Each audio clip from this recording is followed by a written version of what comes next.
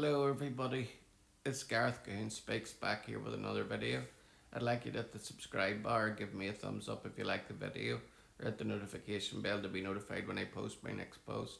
Otherwise, you can donate to my ministry and the charities that I support at garethgoon3 at gmail.com on PayPal. This one here is about a new report documents Hamas's systematic use of sexual violence during the October 7th massacre.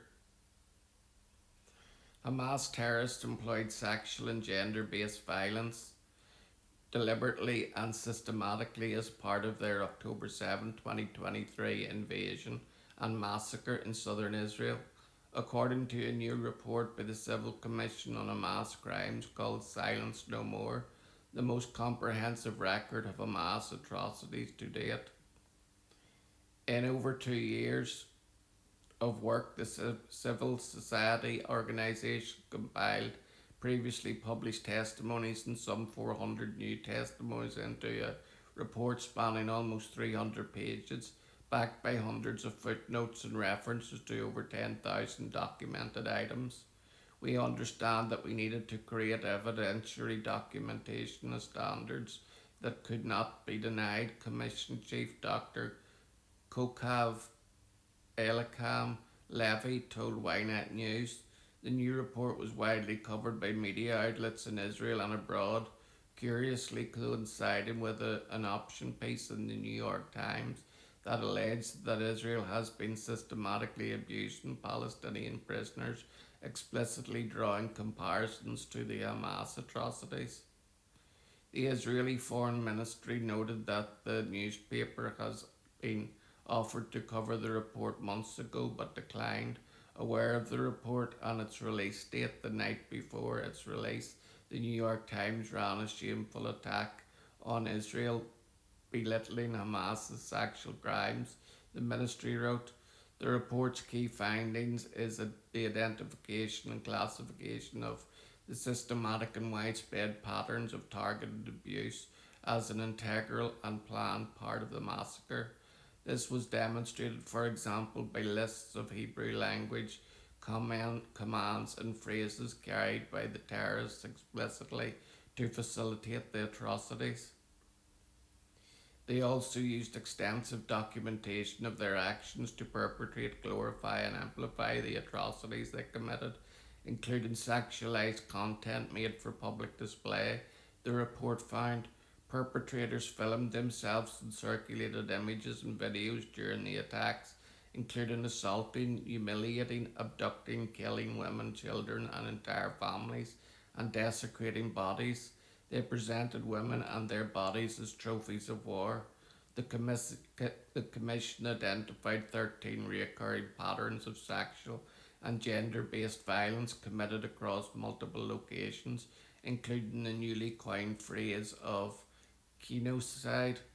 This denotes the systematic torture and violence against families, kin as a family relation, and side as in the systematicity of it, Elikim Levy explained to the Jerusalem Post.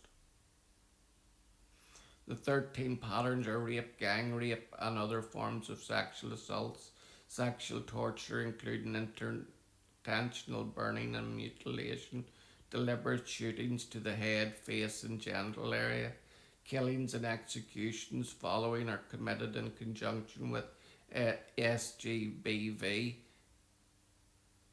Post-mortem sexual abuse, humiliation, and desecration of bodies, forced nudity and exposure, handcuffing, binding, and restraint of victims, public display and parading of women and children, abducting of mothers and children, SGBV inflicted in the presence of near vicinity of family members, filming and digital dissemination of SGBV, including the use of social media to document, glorify, and amplify the atrocities, threat of forced marriage, rape, and other forms of sexual violence against boys and men. The report complied testimonies from medical teams who identified the bodies of victims as the IDF Shura military-based pathologist who examined evidence from the massacre and detailed testimonies from hostages who returned from the captivity in Gaza.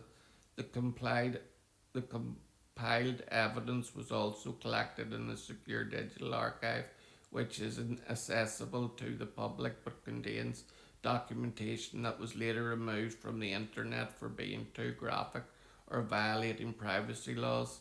This work carries a broader historical purpose, and the Commission stated. At its core, the report is an act of documentation, accountability, and remembrance. Many victims of these crimes did not survive to testify. Others continue to endure profound trauma. The report stated, by preserving testimonies, documenting evidence, and analysing the patterns and legal implications of the crimes, the Commission has sought to ensure that the suffering endured by the victims will not be denied, erased, or forgotten. The report added that the effort also serves a broader legal and historical purpose. It records the voices of survivors and witnesses. It states it preserves the evidentiary foundations necessary for future prosecutions, and it affirms a fundamental principle of international justice that even in the aftermath of the most extreme violence, truth must be documented and the suffering of victims must be acknowledged.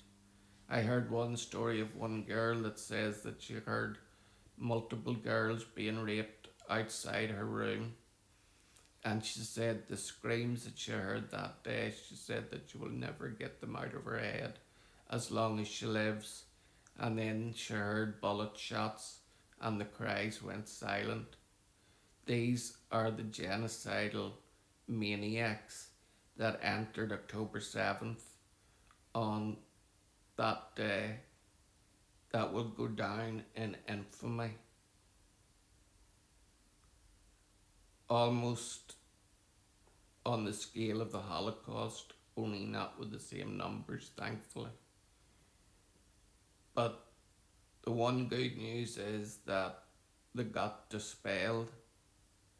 Most of the ones that done the killing have indeed been killed themselves by the IDF soldiers, and long may it continue until every last one of those scumbags who did this to innocent men, women, and children will be no more.